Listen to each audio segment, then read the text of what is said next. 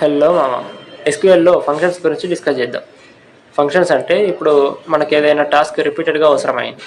ప్రతిసారి చేయాలంటే same code క్వెరీస్ని రిపీటెడ్గా రాయకుండా జస్ట్ ఒకేసారి రాసి వాటికి ఒక నేమ్ ఇచ్చి దాన్ని మనకి కావాల్సిన చోట యూజ్ చేసుకుంటాం.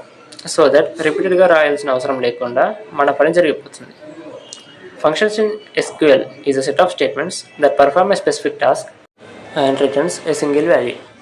Functions can accept parameters, perform operations and returns a result. ఇందులో 2 టైప్స్ ఉంటాయి.